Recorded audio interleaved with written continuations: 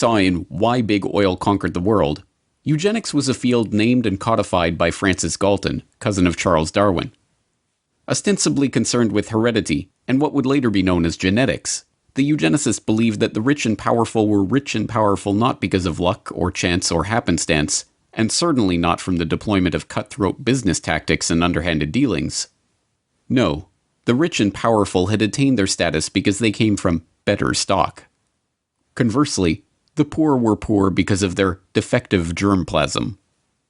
As transparent as it seems to us today that this ideology was a self-serving self-justification for the ruling class, it was quickly taken up as the great social crusade of the early 20th century. From Teddy Roosevelt to H.G. Wells to Julian Huxley to Winston Churchill, there was widespread support for the eugenicist notion that society must strive to make sure that the rich and well-born breed as much as possible, and the poor, infirm, and feeble-minded be prevented from having children. A common eugenicist argument was that the scarce resources of society should not be used to support the lower classes, as that only encouraged more of their kind. Instead, life-saving medical care and intervention should be rationed so that those resources can be best put to use elsewhere. So-called negative eugenicists even took things further, with some, like famed playwright George Bernard Shaw, calling for people to be called before a state-appointed board to justify their existence or be put to death.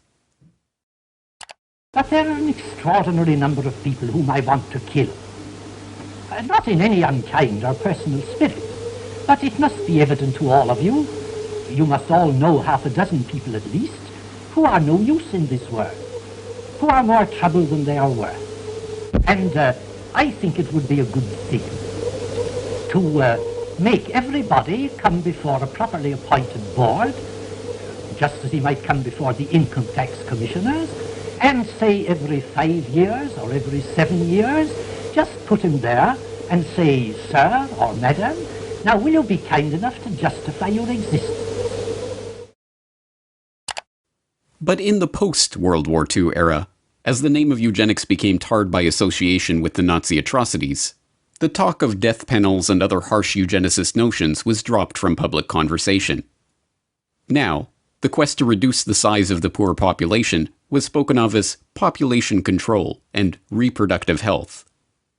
Still, occasionally, these old negative eugenics ideas are revisited in moments of candor. You're raising tuitions at the University of California as rapidly as they can, and so the access that used to be available to the middle class or whatever is just rapidly going away. That's a trade-off society is making because of very, very high medical costs and a lack of willingness to say, you know, is spending $1 million on that last 3 months of life for that patient, would it be better not to lay off those 10 teachers and to make that trade-off in medical costs? But that's called the death panel, and you're not supposed to have that discussion.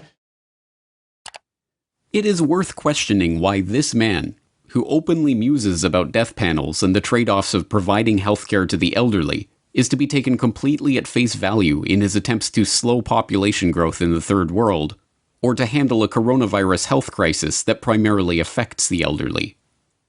That the Gates agenda is being driven by a eugenicist ideology is suggested by multiple lines of evidence, both historical and current. As we have also seen in Why Big Oil Conquered the World, the Rockefeller family was instrumental in funding and promoting eugenics, both in America and overseas. The Rockefellers helped fund the Eugenics Record Office. The founding director of the Rockefeller Institute for Medical Research, William Welch, sat on the ERO's board and helped direct its activities. The Rockefellers sponsored the studies of the eugenics researchers at the Kaiser Wilhelm Institutes in Germany, including Ernst Rudin, who would go on to draft Nazi Germany's forced sterilization law. And, when the American Eugenics Society became embarrassed of its own name, its longtime director, Frederick Osborne, merely took over as president of the Rockefeller-founded Population Council. This dedication to the cause of public health did not escape the approving gaze of Bill Gates Sr. In a chapter of his 2009 book, Showing Up for Life, called Walking with Giants, he writes admiringly of the Rockefellers and their influence in the field. Every corner we've turned in the field of global health, we found that the Rockefellers were already there and had been there for years. When we committed to childhood immunization, we found ourselves building on efforts the Rockefeller Foundation had helped launch and fund in the 1980s. When we became interested in fighting malaria and tuberculosis, we learned that the Rockefellers had been studying the prevention and treatment of such diseases around the globe for, in some cases, as long as 100 years. A similar dynamic held true in the case of HIV/AIDS. A lesson we learned from studying and working with the Rockefellers is that to succeed in pursuing audacious goals, you need like-minded partners with whom to collaborate. And we learned that such goals are not prizes claimed by the short-winded. The Rockefellers stay with tough problems for generations. As Gates Sr. suggests, it is by working with like-minded partners that such great achievements in the field of global health can be made. For the Gates, these like-minded partners include the Rockefellers themselves. Bill Gates Sr. got to discuss global health, agriculture, and environment with the likes of David Rockefeller Sr. and David Rockefeller Jr. at a meeting on Philanthropy in a Global Century at Rockefeller University campus in 2000. And Bill Gates, as we have seen, co-hosted a meeting on reducing the population with David Rockefeller in 2009. But the most salacious hints of a deeper agenda are not to be found in the Gates' public associations, but in the associations that they have tried to hide from the public. Jeffrey Epstein may be dead, but this story isn't. A shocking new report from the New York Times sheds light on the connection between Microsoft founder Bill Gates and the late Jeffrey Epstein. After Gates' name came up in connection with Epstein and MIT Media Lab, Gates gave a statement to the Wall Street Journal where he insisted he did not have any business relationship or friendship with Epstein. But new reporting from the New York Times outlines numerous meetings between Gates and Epstein and a conversation with Bill and Melinda Gates' foundation, a connection between their foundation and J.P. Morgan to set up a charitable fund that would financially benefit Epstein. You know what I want to know? Why? Beginning in August of last year, a string of information connecting Bill Gates to convicted sex offender Jeffrey Epstein began to emerge.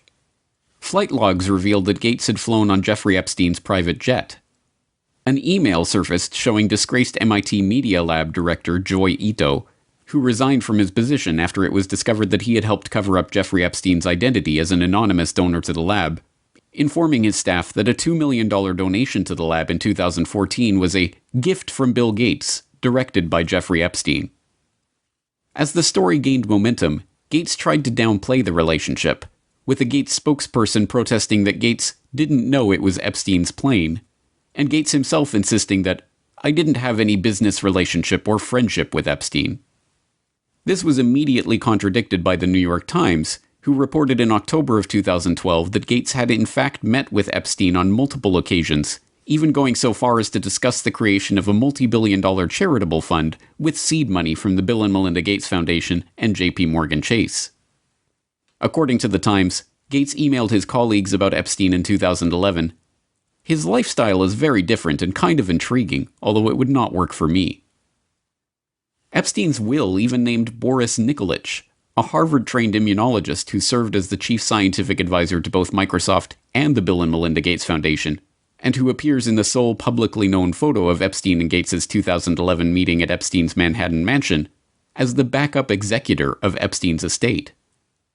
It is not difficult to see why Gates would try to distance himself from his relationship with a child sex trafficker.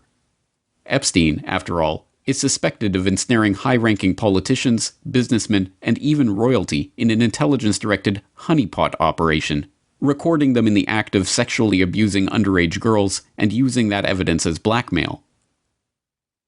But, as it turns out, the attempt to suppress the Gates-Epstein story may have been an attempt to suppress the revelation of an altogether different shared interest. Sources say several accusers have come forward in New Mexico, where Epstein owns a sprawling ranch. According to a new report published in the New York Times, not verified by NBC News, Epstein wanted to use the ranch for controlled breeding, using his DNA to improve humanity. Citing 2 award-winning scientists and an advisor to large companies and wealthy individuals, the article reports Epstein surrounded himself with leading scientists and would tell them he wanted to have 20 women impregnated at a time on the ranch. The already scarcely believable Jeffrey Epstein story took another bizarre turn in August of 2019, when it was reported that Epstein hoped to seed the human race with his DNA. As the New York Times explained, Epstein's plan to impregnate 20 women at a time at his New Mexico ranch in order to seed the human race with his DNA, a plan he told to a number of the scientific luminaries he kept in his orbit, put a modern gloss on a very old idea. Mr. Epstein's vision reflected his long-standing fascination with what has become known as transhumanism, the science of improving the human population through technologies like genetic engineering and artificial intelligence. Critics have likened transhumanism to a modern-day version of eugenics, the discredited field of improving the human race through controlled breeding. Epstein's interest in genetics led him to sponsor a number of scientists working in the field, including George Church, a Harvard geneticist whose lab received funding from Epstein's foundation from 2005 to 2007 for cutting-edge science. Church publicly apologized for his connection to Epstein, which included several meetings a year from 2014 onward. This was neither the first nor the last time that this unassuming Harvard biologist, whose cutting-edge science often strays into controversial areas, caused a public scandal. In 2019, Church proposed a genetics dating app, which was immediately denounced as applied eugenics. Church also acted as scientific advisor to Editas Medicine, a startup seeking to use the genome editing tool CRISPR-Cas9 to eliminate diseases by deleting the parts of a genetic code responsible for the illness. In 2015, the company announced it had raised $120 million from a group led by Epstein's appointed backup executor, Dr. Boris Nikolic. Naturally, that group of investors included Bill Gates. Yes, Bill Gates is certainly following his father's advice to collaborate with like-minded partners. So the question remains, is Bill Gates motivated by eugenics? Given that eugenics went underground over half a century ago, we are unlikely ever to unearth a frank admission along those lines from Gates himself. After all, there are no longer any card-carrying members of the American Eugenics Society. The society was rebranded in the 1970s when, as the society's founder noted, it became evident that changes of a eugenic nature would be made for reasons other than eugenics, and that tying a eugenic label on them would more often hinder than help their adoption. But there was an American Eugenics Society in the 1920s, and it just so happened to boast a William H. Gates on its member roster. But perhaps that is just a coincidence. And there was an American Eugenics Society in the 1960s, when William H. Gates II was preceded as head of Planned Parenthood by Alan Guttmacher, who simultaneously served as the director of the American Eugenics Society. And perhaps it was coincidence that the Bill and Melinda Gates Foundation organized their London Summit on Family Planning, at which the Gates recommitted themselves to funding population control in the Third World, in July 2012. On the anniversary of the first International Eugenics Congress, held in London exactly 100 years prior. And perhaps it is reaching to compare the young Bill Gates' dating preferences to the genetic-based dating favored by modern-day eugenicists. I interviewed several women who had dated Bill just briefly, and one told me the very first question Bill asked her was, "What did you score on your SAT test?" You know, this is not exactly, you know, what a young woman wants to hear. For Bill Gates, though, he had scored a perfect 800 on his math portion of the SAT, and this was a matter of pride with him, and he wanted to make sure whoever he was dating, you know, had scored a pretty high